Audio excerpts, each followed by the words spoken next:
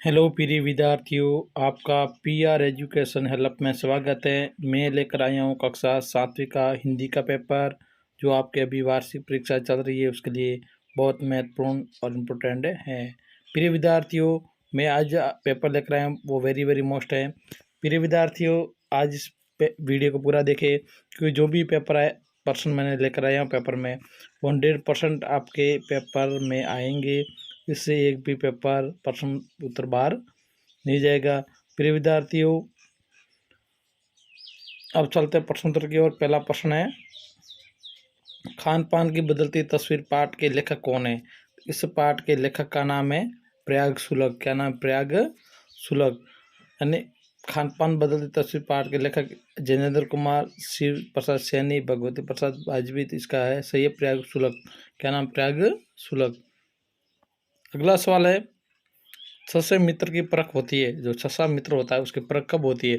सुख के साथ, विपत्ति के समय, तीज त्योहार पर, समारोह में। यानी विपत्ति के समय, जब विपत्ति आती है जो हमारा साथ देता है वो छसा मित्र होता है। अगला सवाल है आपके, रक्त के तरल भाग को कहते हैं, रक्त का जो तरल भाग होता है उसको क्या कहते हैं? प्लाज्मा, प्लेटलेट, सफ़ेद कण, लाल कण। तो इसको बोलेंगे प्लाज्मा। क्या बोलेंगे? प्लाज्मा।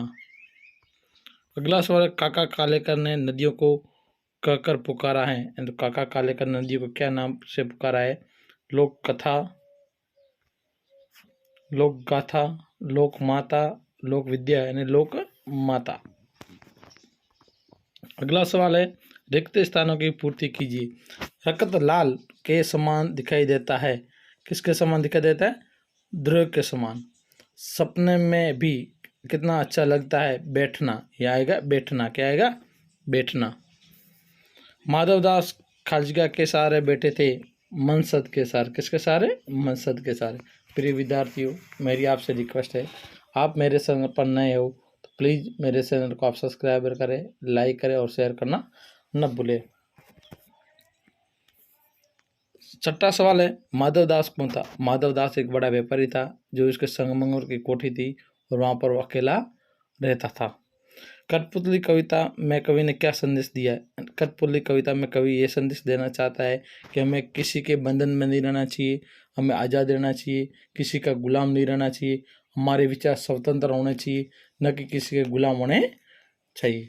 काका कालेकर नदियों को लोकमाता क्यों कहा गया है? काका कालेकर ने नदियों को लोकमाता इसलिए कहा गया है क्योंकि नदियाँ जब हिमालय पर्वत से निकलती है तो कितने मैदानों, कितने समतलीय मैदानों को, उपजाऊ जमीन को और कृषि भूमि को बढ़ावा देकर किसानों की भलाई करती हुई आगे बढ़ती है।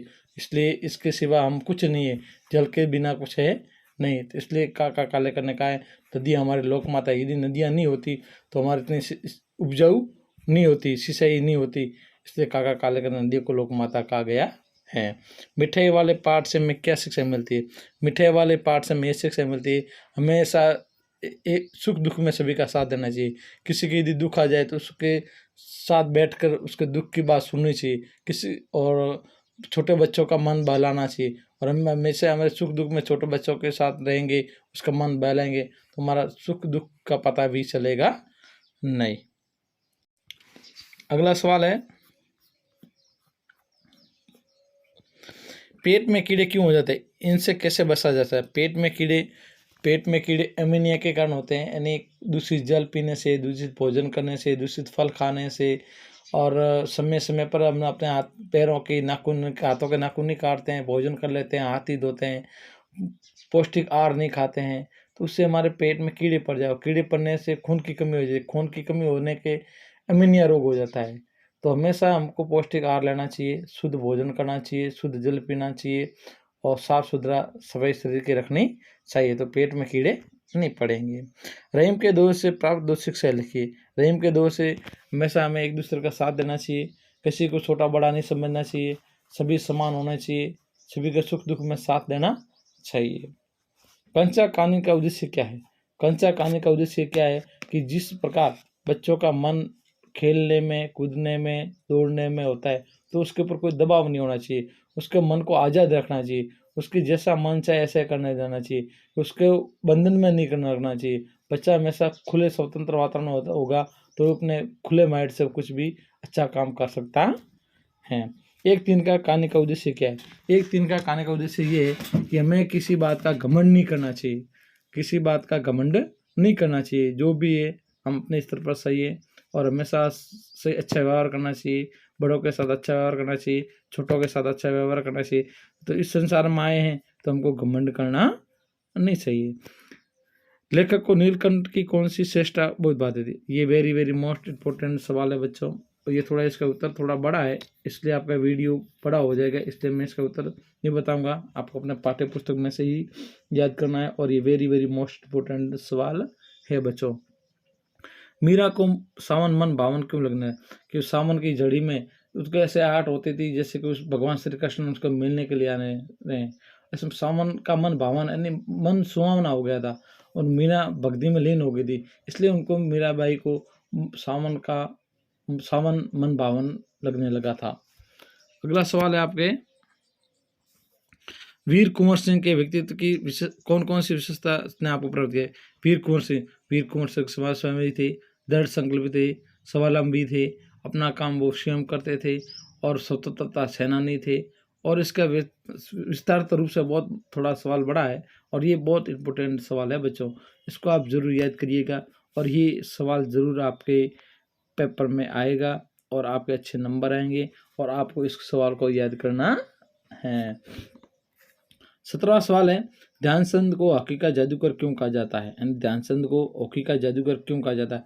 ये भी प्रिय विद्यार्थियों वेरी वेरी मोस्ट इम्पोर्टेंट सवाल है, आपको अपने पाठ्य पुस्तक में से याद करना है और याद करके ही जाना है और ये सवाल जरूर जरूर आएगा।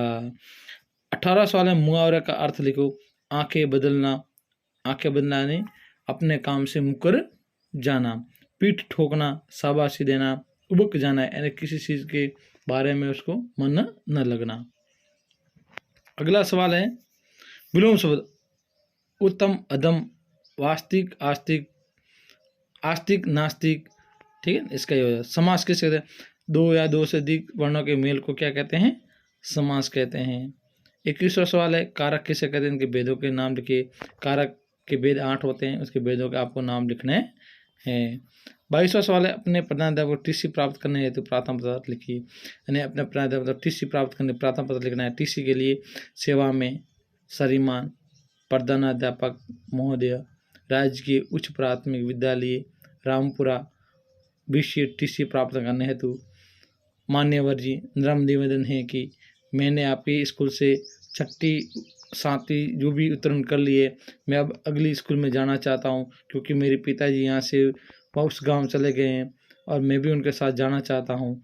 अतः आपसे निवेदन है कि आप मुझे टीसी देने का कष्ट करावे, मैं आपका आभारी रहूँगा, धन्यवाद। उसके बाद आपका नाम में जो भी लिखना है। 30वां सवाल है, किसी एक पर निम्न लिखना है। आपको किसी ये कितने 5 निम्न दिए, प्रिय शिक्षक, कोरोना महामारी, यदि मैं प्रधानमंत्री होता, विद्यार्थी जीवन में अनुशासन, तो इनमें से आपको अच्छा जो आपको अच्छा लगे निम्न, किसके ऊपर आपको अच्छी पकड़ है, आपको किसमें अच्छा लिखना आता है, उसके बारे में एक आपको निम्न लिखना है, कोई भी अच्छा। और ये भी वेरी वेरी मोस्ट इम्पोर्टेंट है और आपको ये निम्न याद करना है। तो प्रिय विद्यार्थियों, आज इतना ही। कल एक और मैं पेपर लेकर आऊँगा, तब तक बने रहिए मेरी चैनल पर। जय हिंद, जय भारत।